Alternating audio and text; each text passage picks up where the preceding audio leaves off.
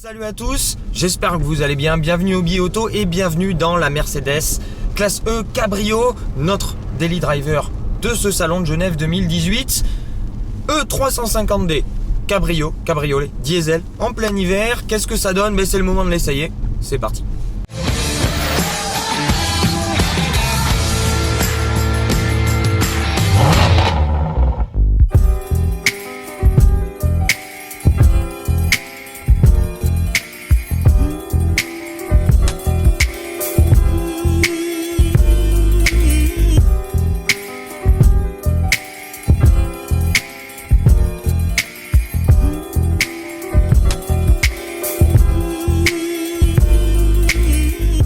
Alors la Mercedes classe E cabriolet, donc c'est la déclinaison découvrable de la grande routière Mercedes. On a une ligne qui est un tout petit peu moins torturée que sur la précédente version et clairement moi ça me plaît beaucoup.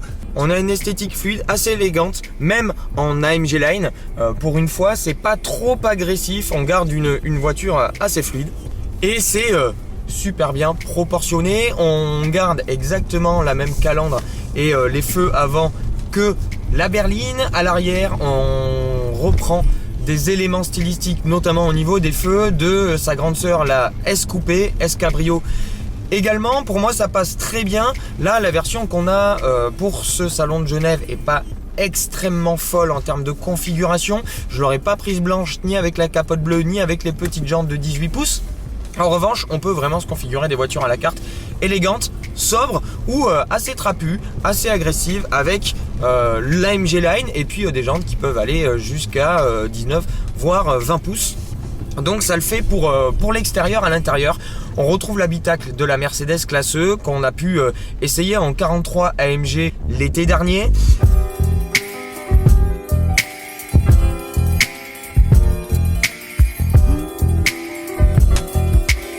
On a ce système avec les doubles dalles, hormis que sur notre modèle, il n'est pas présent. On a les compteurs, on va dire, de base, avec des vrais compteurs physiques et un écran central entre les deux.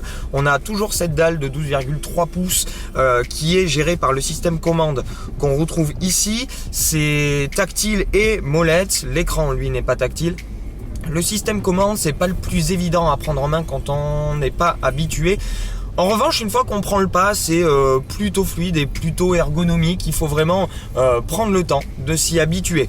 Ensuite, à l'intérieur, on a cette belle planche de bord assez courbée en forme de vague avec ces aérateurs qui sont spécifiques pour les versions coupées. Chez Mercedes, ça leur va très bien. Là, on a du carbone. C'est plutôt bien fait et on a un éclairage d'ambiance qui court un petit peu partout dans l'habitacle et en ça Mercedes c'est très bien fait. Pour moi c'est Mercedes qui gère le mieux les éclairages d'ambiance dans les automobiles modernes. On a une planche de bord recouverte de cuir, on a des splendides fauteuils avec une très belle sellerie perforée cette fois-ci étant donné que ils sont chauffants et ventilé, mais c'est pas fini, c'est un cabriolet.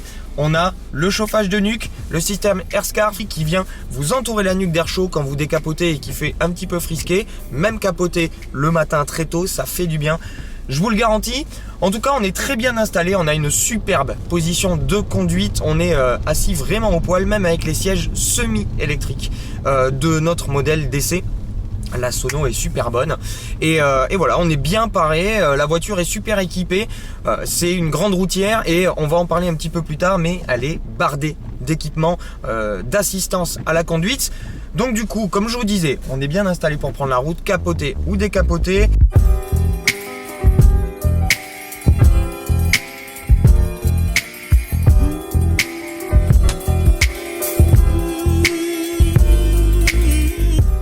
En ville, elle se comporte plutôt bien, il faut seulement prendre en compte le gabarit de la voiture. On est sur plus d'1,80 m de large et quasiment 5 mètres de long, donc ça commence à chiffrer.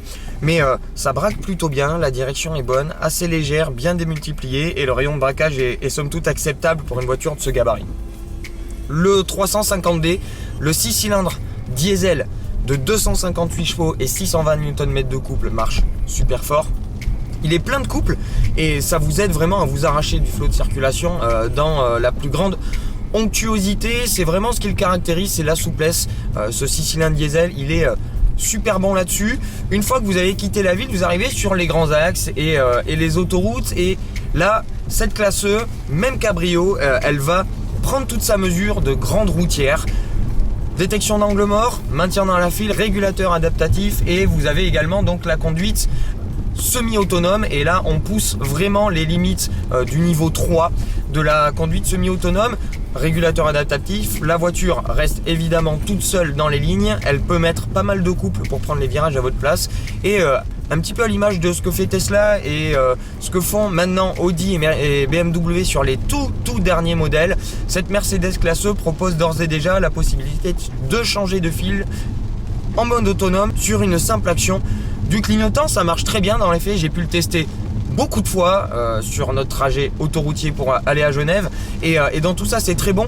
Capoté bien insonorisé, la capote fait bien le taf, insonorisé des bruits de roulement, des bruits d'air, et en termes thermiques également. Une fois que vous décapotez, c'est assez bluffant, je dois vous avouer. On a le système de Mercedes qui est constitué d'un saut de vent déployable sur le haut du montant du pare-brise et un filet anti-remous à l'arrière qui remonte beaucoup, ce qui fait que jusqu'à 130, 140 km/h, vous n'avez quasiment pas d'infiltration d'air décapoté dans l'habitacle, et sur des allures de 90, 100, 110 km/h, c'est royal. Vous entendez rien, vous n'avez pas beaucoup d'air, vous pouvez parler sans lever la voix avec votre passager, et c'est pas mal du tout. Et voilà, donc c'est vraiment en ça qu'elle excelle, cette Mercedes classe E cabrio. Je trouve que le moteur diesel là-dessus, le 6 cylindres 350D, lui va extrêmement bien.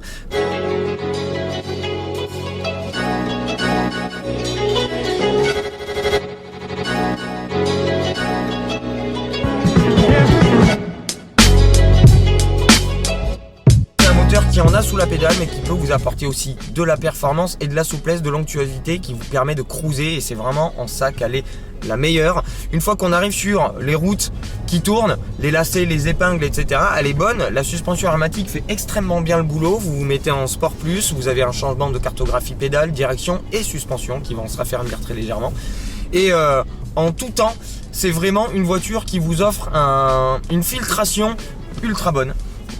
Toutes les aspérités sont carrément avalées en mode confort et extrêmement bien gérées en mode sport, voire sport plus. La voiture, toute distance, toute saison, c'est vraiment très bon, et tout ça dans une atmosphère Mercedes. Ça sent le luxe, le calme, la volupté, les ajustements sont assez exceptionnels, la qualité des matériaux est excellente. Donc voilà, c'est vraiment une voiture pour profiter du beau temps, pour ne pas voir la différence avec la pluie, le vent, etc. C'est voilà, ça fonctionne super bien, et cette classe E, je l'ai trouvée assez exceptionnelle dans notre road trip genevois. On s'est vraiment régalé, et elle a été très fidèle, quel que soit le style de conduite qu'on a adopté et quel que soit le type de route qu'on a emprunté.